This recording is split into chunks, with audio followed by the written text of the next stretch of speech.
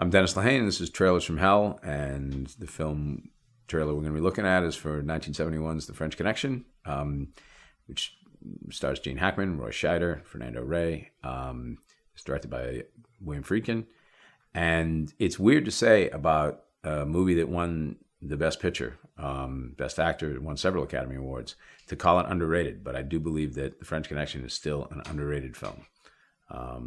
Here, we'll take a look at the trailer. All right, Popeye's here. Get your hands on your heads. Get off the bar and get on the wall. What's my name? Popeye Doyle. If he doesn't like you, he'll take you apart. And it's all perfectly legal, because Doyle fights dirty. You want to take a ride there, fat man? So when you say The French Connection, people remember, well, Picking Your Feet in Poughkeepsie, of course, and then they remember the car chase. And they remember Gene Hackman's pretty ferocious performance. But the film itself, I think, gets kind of dismissed as just a really well-mounted cop film, when it's anything but. I think that The French Connection is as close as we have on film to Moby Dick. It is Popeye Doyle is Ahab. Frog number one, played by Fernando Rey, is the whale. This is a film about obsession. This is a film about class rage. You're seeing it right now in this scene. This is a scene in which he makes the decision to track these guys. And the reason he does it is because they're living better than he is. Because they're flirting with the cigarette girl that he wanted to flirt with, because they're passing money all around. And he says, "Where's mine? I'm just a civil servant. I don't get it." And so the only way he can get revenge in a sort of a class rage way is to go after the big bad guy, which is Fernando Rey's character. One of the things you see is usually whenever they bust anybody in the film, whenever there's a sort of a successful moment in the film where they bust somebody or they take somebody down, it's always somebody just as sort of poor as they are.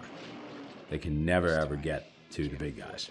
This is a film that's so obsessed with obsession that in the end, we don't even know what happens in the final 20 seconds of the film, because it doesn't matter. It's all about Popeye Doyle putting all his rage, transferring everything he feels about the lot he's been dealt with in life on this guy, and chasing him relentlessly for 2 hours. I first saw it on Channel 38 in Boston when I was a kid, and I didn't know what the hell to make of it. It was way over my head, but it stayed with me. I think like a lot of good movies, it stuck with me. I kept obsessing over the ending. I couldn't believe that ending was allowed. You would never be able to shoot that ending now, not in a major Hollywood film. The first note would be what happens in the end when it goes black. And not only could you pull it off in 71, it was a successful movie. That just blows my mind, because nobody knows what happens in that room at the end. You just hear a gunshot. It goes black, you hear a gunshot, credits.